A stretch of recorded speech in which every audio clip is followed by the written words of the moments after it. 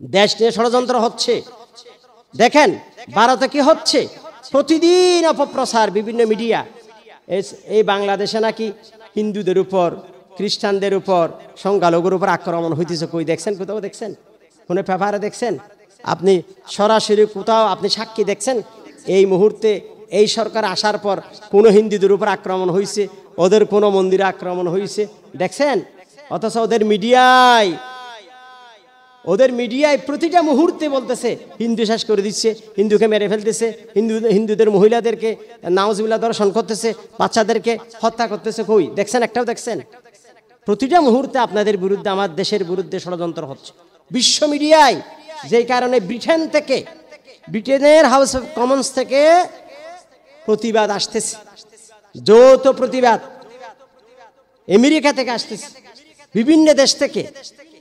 এখানে এরকম প্রতিবাদ আসার মতো কিছু হয়েছে বাংলাদেশে এই মুহূর্তে হয়েছে? এখন তো হয় নাই, কিচ্ছু হয় নাই। কেন হচ্ছে?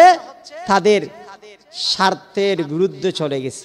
এতদিন আমাদেরকে চোষণ করেছে, আমাদেরকে দাস বানিয়ে রাখছিল, গোলাম বানিয়ে রাখছিল। এখন আমরা যখন একটু স্বাধীন হতে শিখেছি, মাথা উঁচু করতে শিখেছি, ওরা আর সহ্য করতে পারতেছে না। নাউজুবিল্লাহ বলেন। এটা তো কোনো ভালো প্রতিবেশীর আচরণ হতে পারে না। প্রতিবেশীর উপর প্রতিবেশীর হক আছে। রসুল বলতেছেন, আমি আল্লাহর পক্ষ থেকে প্রতিবেশীর জন্য এত বেশি আল্লাহ আমাদেরকে এত বেশি হুকুম দিয়েছেন, প্রতিবেশীর কথা স্মরণ করিয়ে দিয়েছেন। আমি তো মনে করতেছি প্রতিবেশীকে কখন আল্লাহ মিরাসের ভাগ বসাই দে। সুবহানাল্লাহ বিহামদিহি।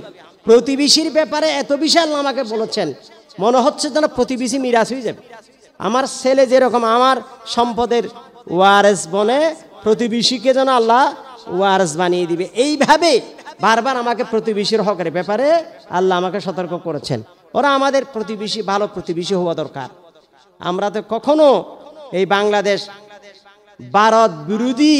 ভারতের বিরুদ্ধে যায় এরকম, কিন্তু তারা আমাদের বিরুদ্ধে করেছে। তাদের দেশে তো গরুর গোশত খাওয়ার কারণে মুসলমানদেরকে হত্যা করতেছে, বুলডোজার দিয়ে মুসলমানদের বাড়িঘর, মুসলমানদের কি বলা হয় সম্পদ ধ্বংস করে দিচ্ছে। মিডিয়ায় দেখেন আপনি, একজন সংসদ সদস্য বিচারকালীন বিচার চলতেছে, সংসদ সদস্য মুসলিম সংসদ সদস্য বিচার চলাকালীন অবস্থায় কুটা হাজিরিতে আসছে, ওখানে গুলি করে মারি ফেলছে। আপনি যে একজন সংসদ সদস্য নিরাপত্তা দিতে পারেন নাই, বিচারও তো করেন নাই, মুসলমান বিদায়। এইরকম কোনো ঘটনা বাংলাদেশে ঘটে নাই।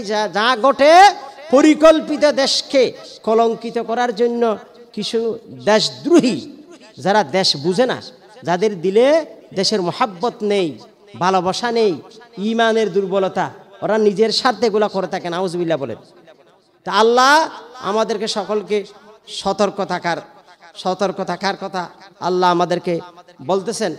একজন মুমিন হবে সতর্ক, সে আল কাইয়িস হবে। আল কাইয়িস মান দানা নাফসাহু ওয়া আমিলা লিমা বাদাল মাউত। আল কাইয়িস চালাক চতুর।